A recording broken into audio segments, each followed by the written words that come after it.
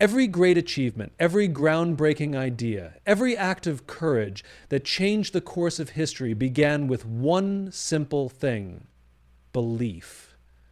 Not talent, not resources, not even experience. Just the unshakable conviction that something was possible, often long before there was any evidence to prove it. Think about the people we admire most, the innovators, the pioneers, the leaders who redefined what was possible. They weren't necessarily the smartest people in the room. They weren't the ones with the best resumes or the biggest bank accounts. They were the ones who refused to accept the limitations placed upon them.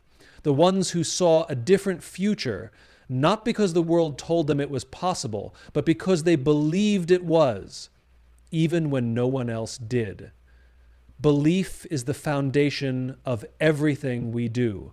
It's the lens through which we see the world. It shapes the risks we take, the challenges we embrace, and the limits we impose on ourselves. It determines whether we push forward or give up, whether we see failure as a dead end or as a stepping stone.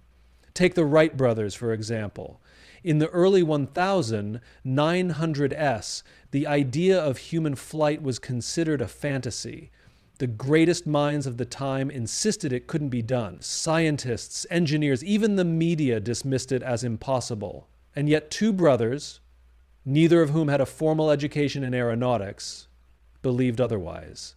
They had no funding, no government backing, no expert endorsements. What they had was belief.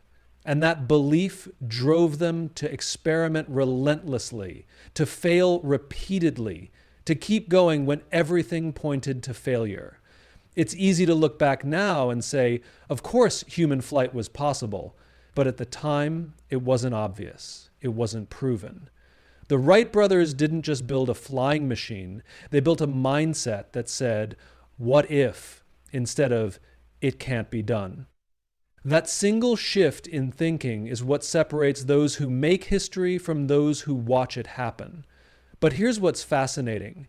Belief doesn't just change how we see the world, it changes how the world responds to us. Studies have shown that what we believe about ourselves directly influences our actions. If we believe we are capable, we take on bigger challenges. If we believe we are not, we shrink from them. If we believe we can improve, we work harder. If we believe we are stuck, we don't even try. Think about an athlete stepping onto the field.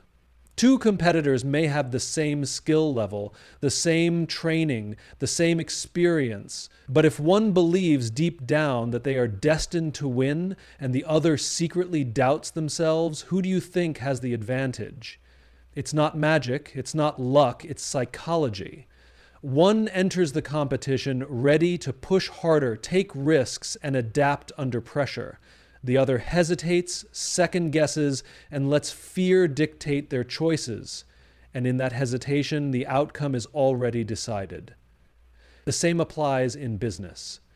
Two entrepreneurs can start with the same idea, the same resources, and the same market conditions, but if one believes in their vision with absolute certainty and the other questions whether they're good enough, who do you think will persevere through the tough times? Who will inspire others to join their mission? Who will take the kind of bold, decisive action that turns a small idea into something extraordinary? Belief is not wishful thinking. It is not blind optimism. It is the force that compels us to take action, to see possibilities where others see obstacles, to keep moving forward even when the odds are stacked against us. It is the difference between those who make history and those who sit on the sidelines, waiting for proof that something can be done before they even try. Imagine two people faced with the same challenge. One sees it as a test of their abilities, an opportunity to improve, to push themselves beyond their current limits. The other sees it as a threat, something that could expose their weaknesses, something that could lead to failure, embarrassment, or disappointment. The first person leans in, embraces the discomfort, and uses the experience to grow. The second person backs away, avoids the risk, and remains exactly where they are. This difference in thinking isn't just a matter of personality. It's the result of something much deeper: mindset. More specifically, a growth mindset versus a fixed mindset. A growth mindset is the belief that abilities, intelligence, and talents are not fixed traits, but can be developed through effort, learning, and persistence. It's the understanding that failure is not a verdict, it's feedback. That effort is not a sign of weakness, it's the path to mastery. That the brain, just like a muscle, strengthens with use. Contrast this with a fixed mindset, the belief that talent is something you either have or you don't, that intelligence is static, and that struggle is a sign you're not good enough. People with a fixed mindset avoid challenges because they fear failure. They stick to what they know, resist feedback, and see effort as pointless if they aren't already naturally good at something. The difference between these two ways of thinking is the difference between progress and stagnation, between resilience and surrender, between those who achieve the impossible and those who never try. Look at the stories of some of the most successful people in history. Thomas Edison, who conducted over 1,000 failed experiments before inventing the light bulb, once said, "I have not failed. I've just found 1,0,0,0,0 ways that won't work." That's a growth mindset. Michael Jordan, often regarded as the greatest basketball player of all time, was cut from his high school basketball team.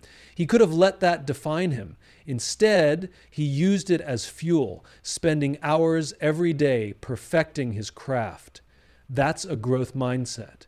Even the tech giants of today, people like Elon Musk, Jeff Bezos, and Steve Jobs, built their companies not because they were the smartest people in the room, but because they embraced learning, adaptation, and relentless iteration. They surrounded themselves with people who challenged them, they studied their failures closely, and they understood that the path to mastery is paved with mistakes. A growth mindset doesn't mean believing that anyone can become anything with enough effort. It means believing that everyone can improve, that skills, intelligence, and talent are not predetermined, that our potential is not written in stone, but shaped by the way we respond to challenges. Neuroscience backs this up.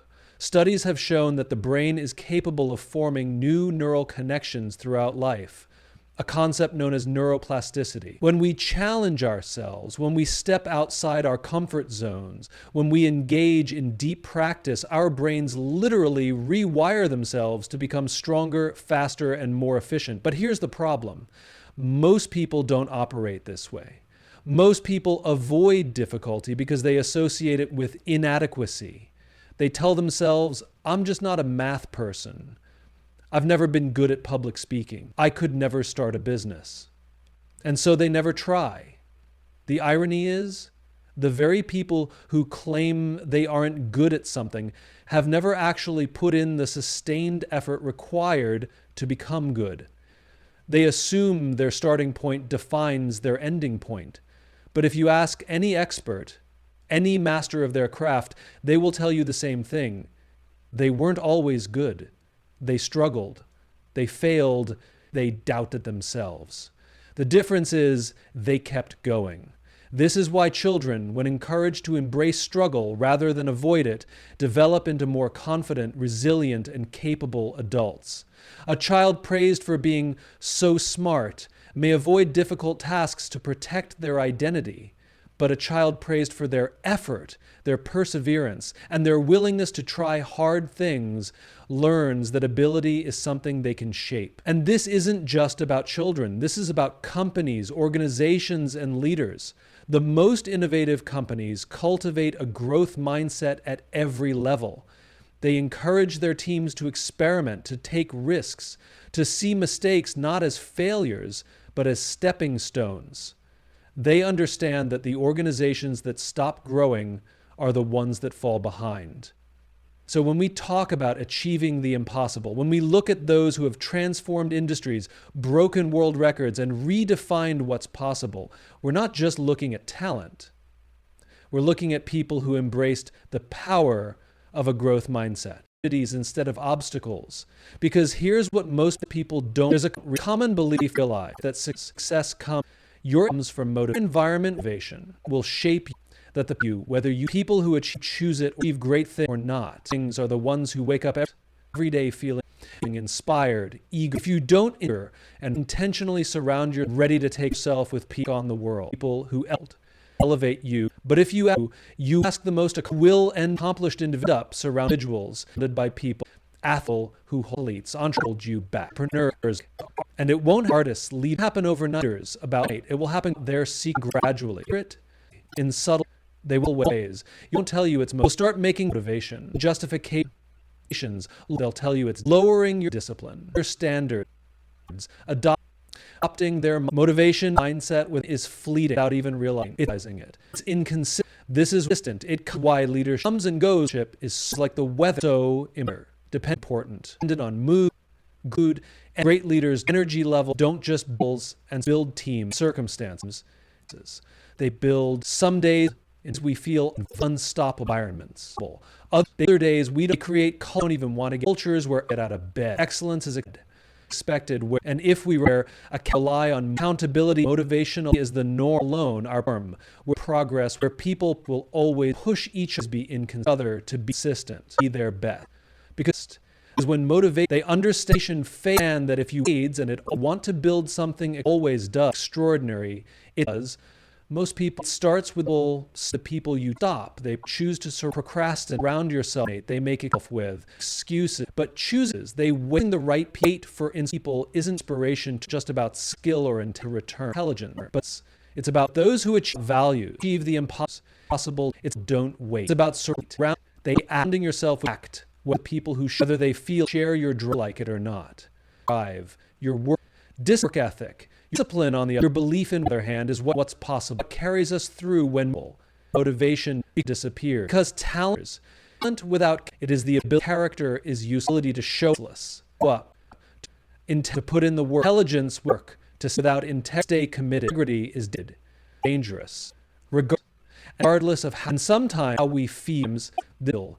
This means making difficult. It is the ability to do the decision, things we said we would. It means do long distancing yourself after the self from people excitement of people who drain starting something your energy, something new has worn off, who discourage your ambition. Think about who make the most make you feel disciplined, smaller and simple in the world instead of bigger.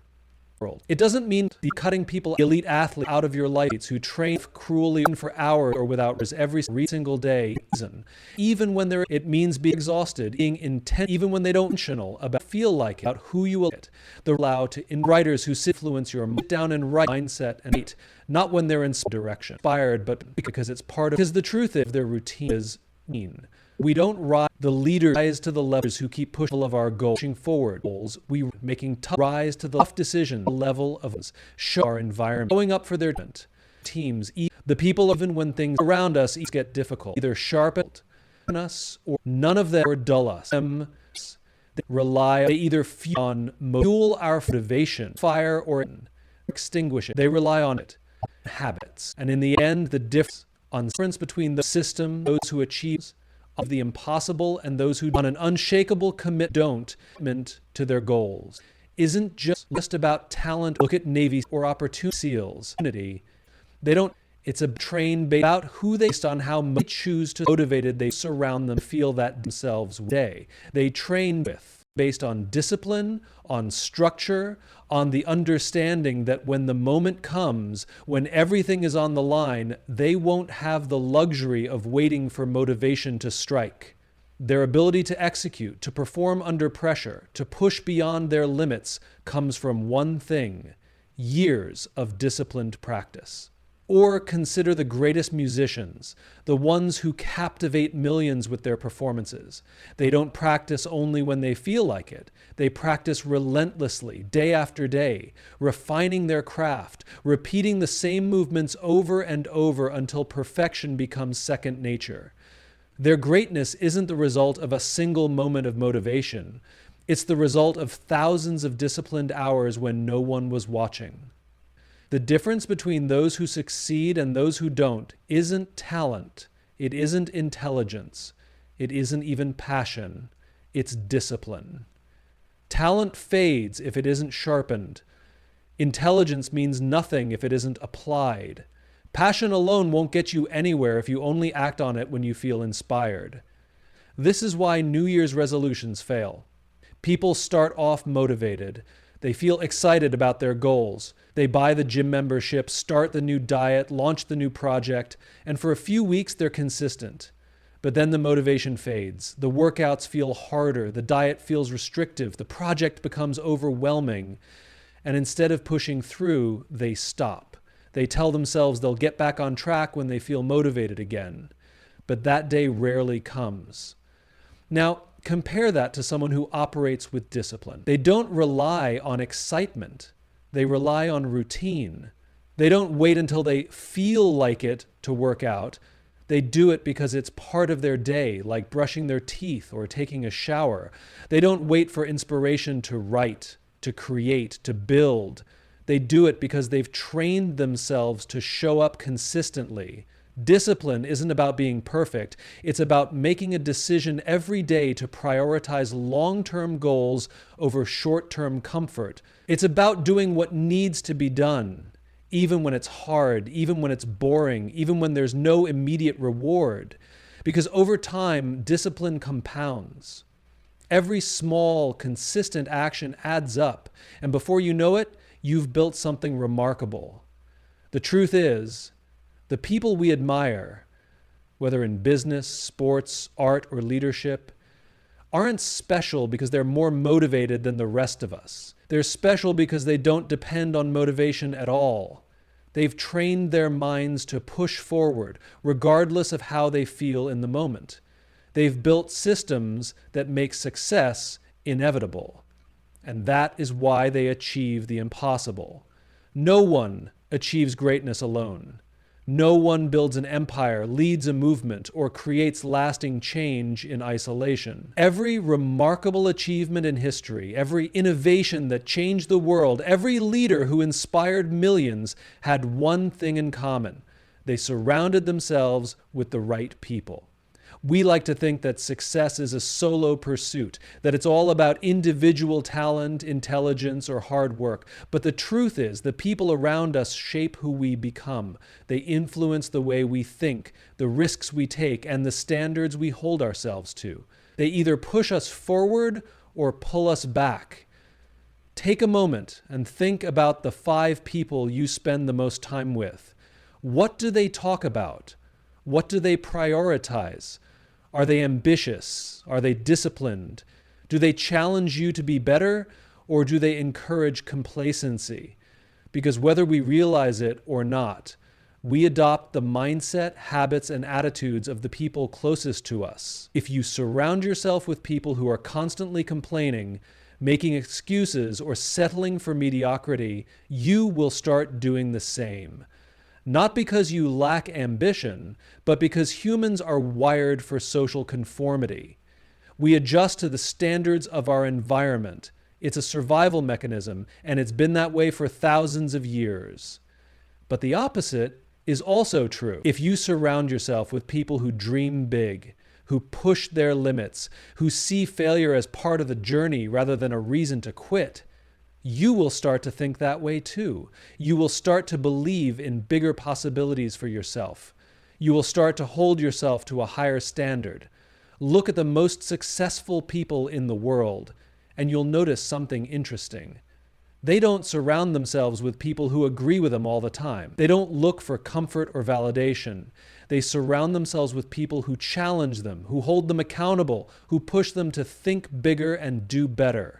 Steve Jobs was famous for hiring people who would argue with him, who would push back on his ideas and challenge his assumptions.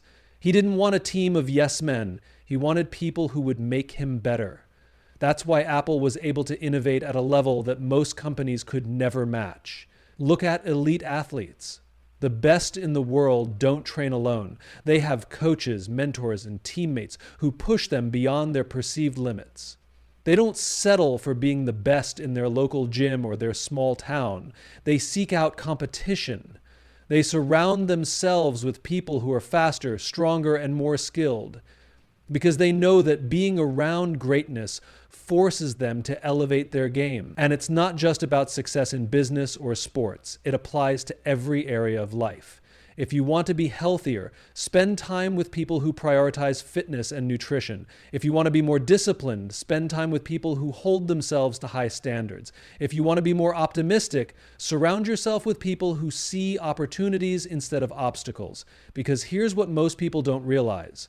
Your environment will shape you whether you choose it or not.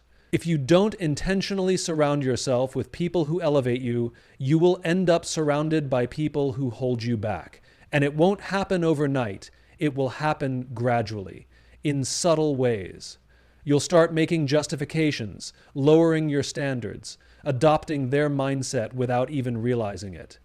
This is why leadership is so important.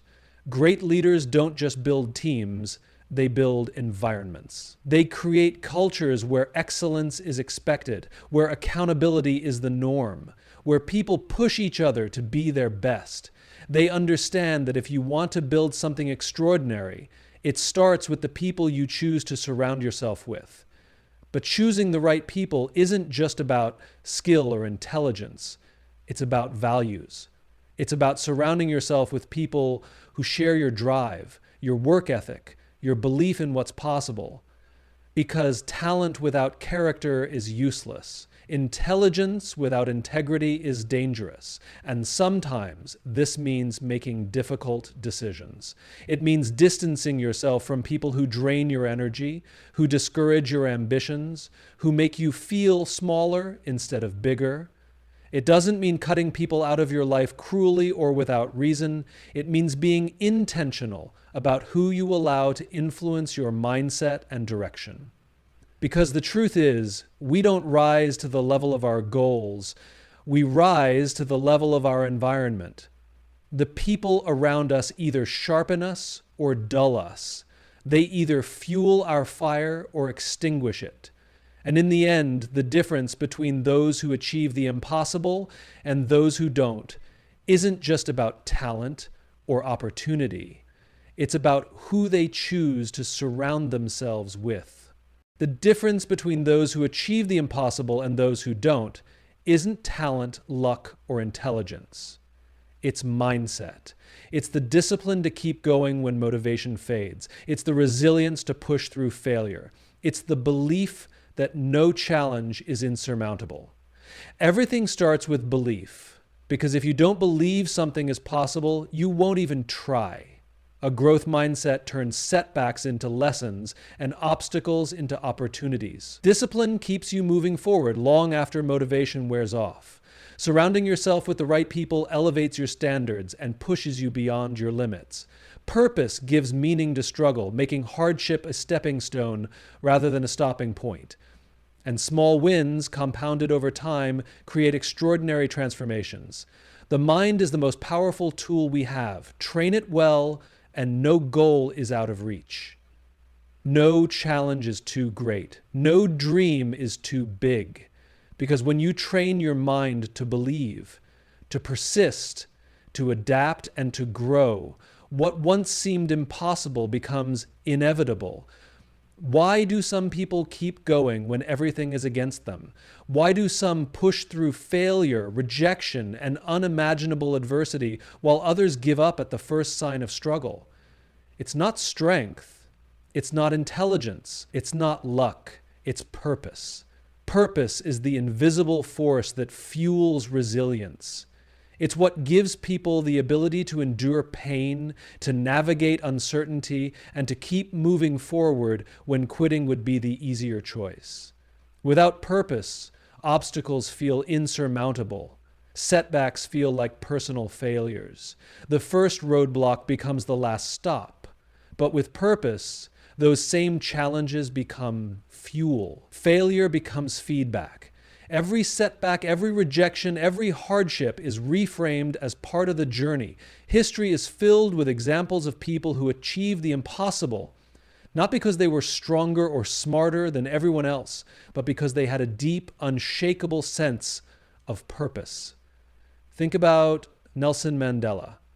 He spent 27 years in prison 27 years of isolation, of hardship, of uncertainty about his future. Most people would have broken. Most people would have lost hope, but Mandela endured because he had a purpose greater than himself. He wasn't just fighting for his own freedom.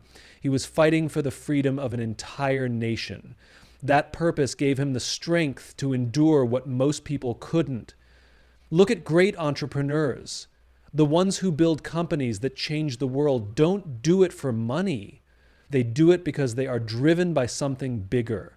Steve Jobs didn't create Apple just to sell computers. He wanted to challenge the status quo, to change the way people interact with technology.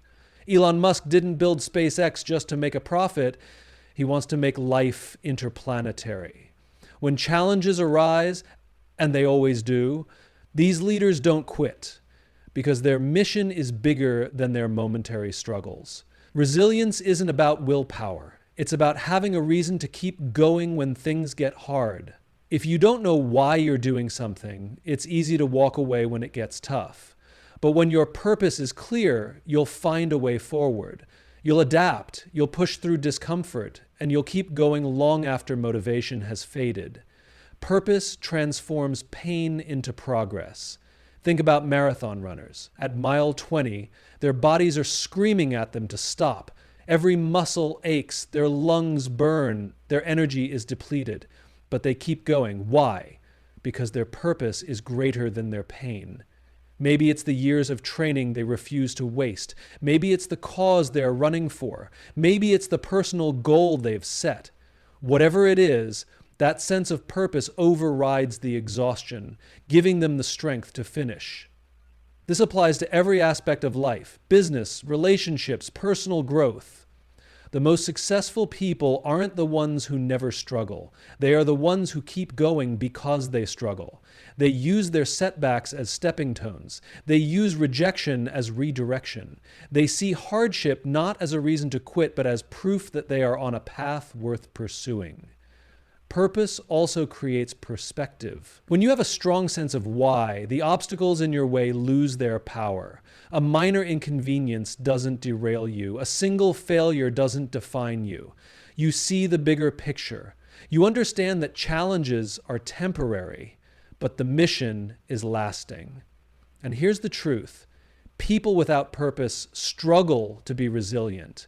They quit at the first sign of difficulty because they don't have a reason to push through. They get discouraged easily because they have no deeper connection to what they're doing. Without purpose, failure feels final. With purpose, failure is just a lesson. This is why some of the most resilient people are those who have experienced deep hardship. They've suffered, they've lost, they've struggled, but they've found meaning in it. Viktor Frankl, a Holocaust survivor and the author of Man's Search for Meaning, said that the people who survived the concentration camps weren't necessarily the strongest or the healthiest. They were the ones who had a sense of purpose, something to live for, something to hold on to, something to keep them moving forward when everything around them said to give up. Purpose doesn't eliminate struggle. It gives struggle meaning. It doesn't prevent hardship. It gives you the strength to withstand it. And when you look at those who have achieved the impossible, those who have broken barriers, those who have rewritten history, you'll find a common thread. They didn't succeed because the path was easy. They succeeded because their purpose was stronger than their pain. You said, small wins create big change.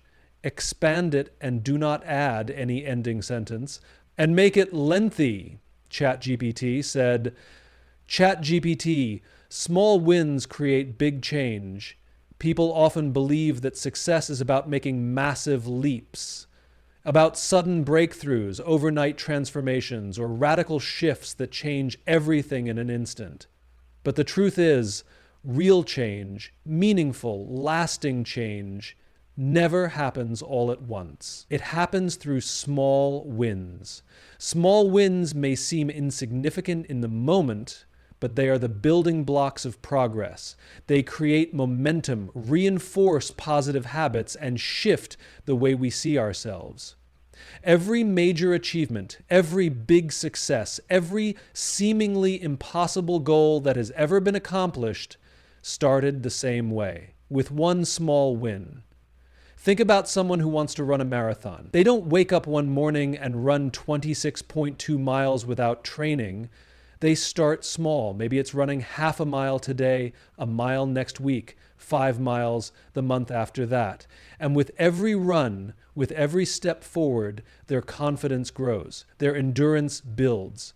What once seemed impossible begins to feel within reach. Or consider someone who wants to write a book. Staring at a blank page, thinking about writing 300 pages can feel overwhelming. But writing one page today, that's doable. And then another page tomorrow, and another the day after that. Before they know it, they have a chapter, then 2, then 10, and what once felt like an impossible task becomes a completed manuscript, all because they've focused on small wins. This principle applies to everything: business, health, relationships, personal growth. The companies that dominate industries didn't start as global empires. They started in garages, in dorm rooms, with a small idea and a single step forward. Amazon began as an online bookstore run out of Jeff Bezos' house. Apple started in Steve Jobs' parents' garage. Nike's first shoes were sold out of the trunk of a car. None of these companies were built overnight. They grew through a series of small wins. One sale, one product, one customer at a time. Small wins create psychological momentum. They signal progress. They provide proof that we are moving in the right direction. When we achieve a small win, our brain releases dopamine, the chemical associated with motivation and reward. It makes us feel good, and it makes us want to keep going. This is why checking items off a to-do list feels satisfying. It's why people who see early results in their fitness journey are more likely to stick with it. Progress, no matter how small, fuels continued effort. But the opposite is also true. When we ignore small wins, when we only measure success by massive outcomes, we set ourselves up for frustration. We start to believe that progress isn't happening, even when it is. We overlook the small signs of growth and become discouraged. And when people feel discouraged, they stop trying. This is why so many people fail to achieve their goals. They expect results too quickly. They want to lose 50 pounds in a month, build $1 million business in a year, master a skill overnight, and when they don't see immediate success, they quit. They tell themselves they aren't capable, when in reality, they were making progress. They just didn't give themselves enough time to see it. The people who achieve great things understand that small wins are not just part of the process, they are the process. They don't dismiss small victories. They celebrate them. They use them as stepping stones, as proof that they are on the right track. Look at the way habits are built. No one becomes disciplined overnight. No one wakes up one day and suddenly has the perfect routine. It starts with small actions. Waking up 5 minutes earlier, making one healthier food choice, reading for 10 minutes a day. Over time, these small wins compound. They become habits. And those habits, repeated consistently, lead to massive transformation. James Clear, in his book Atomic Habits, talks about the idea of getting 1% better every day. A 1% improvement might seem insignificant in the moment, but over time, it leads to exponential growth. If you improve by 1% every day, by the end of a year, you'll be 37 times better than when you started. That's the power of small wins. And this isn't just theory, it's backed by science. Researchers have found that small wins create upward spirals of success. When people experience a small victory, they are more likely to take positive action again. It builds confidence. It strengthens identity. A person who successfully exercises for 5 minutes a day starts to see themselves as someone who works out. A person who reads a few pages every night starts to see themselves as a reader. Identity shifts happen through repeated small wins, not through one-time achievements. This is why leaders and coaches emphasize incremental progress. They know that people are more likely to stay committed when they see small successes. Olympic athletes don't focus on winning gold medals every single day. They focus on improving a tiny aspect of their performance, shaving milliseconds off their time, refining their technique, getting just a little bit stronger. Over time, those small wins add up, and that's what leads to world records. Small wins also create resilience. When people see progress, even in tiny amounts, they are more likely to persist through challenges. A writer who finishes one paragraph feels encouraged to keep going, even on difficult days. An entrepreneur who lands one small client gains the confidence to pursue bigger opportunities. Progress builds perseverance. And the best part? Small wins are within everyone's reach. You don't have to be the smartest, the most talented, or the most experienced to achieve them.